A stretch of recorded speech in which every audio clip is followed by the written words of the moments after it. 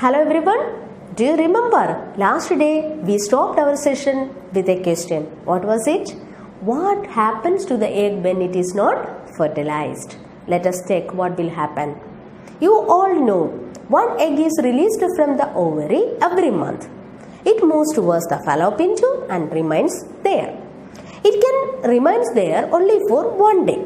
If within that time the sperm comes, fertilization will occur. Okay? And at the same time, the uterus prepares itself for receiving the developing embryo. It becomes more spongy, more blood vessels develop there. But if fertilization does not happen, this arrangement is no more needed. So the blood vessels break and it comes out through the vagina in the form of blood and mucus. This process is known as menstruation. It will happen every month in the absence of fertilization. It will last for 2 to 8 days. Okay? In this chapter, we discussed lots of things as sexual reproduction, advantages of sexual reproduction, the reproductive system of human male and female, everything. But we cannot stop this discussion without discussing reproductive health, because reproductive health is also very, very important. You know, sexual contact is one of the closest activity which brings two bodies together. So there may be more chance of spreading certain diseases through sexual contact. These diseases which spread through sexual contact are known as sexually transmitted diseases or STDs. Bacteria and virus both are responsible for this. Some important bacterial STDs are gonorrhea, syphilis, etc. Viral STDs include AIDS, warts, etc. If we follow certain principles, we can avoid the spread of such diseases. First thing, always use condom during sexual contact. Second thing, avoid sexual contact with unknown persons or multiple partners. Okay? And you know, normally sexual contact leads to fertilization. Not all the time, but it has the capacity to bring about fertilization. So continuous pregnancies surely affect the physical and mental health of the mother as well as the health of the child.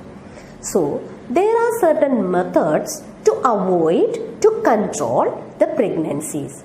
These are known as the contraceptive methods.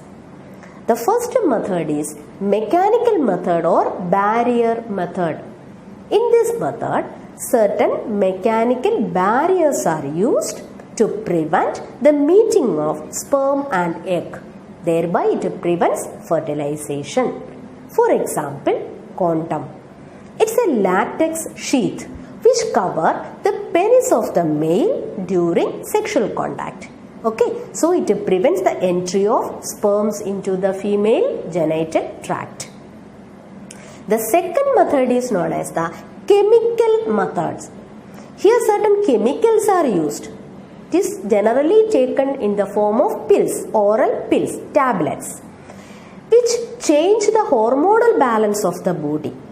As a result, it prevents ovulation, fertilization and other related activities.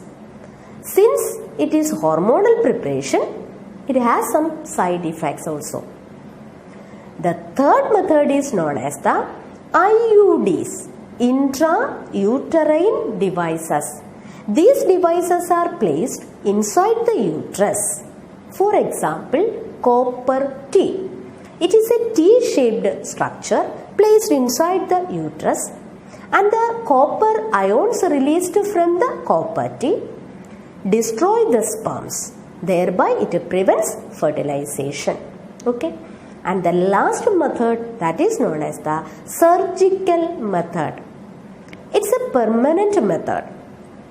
In this method, a part of the fallopian tube of the female or the vas deferens of the male is cut or tied together. That means by blocking this part, prevent the fertilization and other activities. Okay. In female it is known as tubectomy and in male it is known as vasectomy. I told it is a permanent method. For a healthy society, the male and female sex ratio should be balanced. Nowadays, the child sex ratio is declining in an alarming rate. The main reason is female feticide.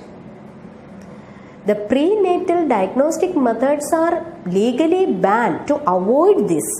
But even then, in some parts of the society, still it is continuing. That is all about the chapter. I hope all of you understood all the concepts that we discussed. Thank you.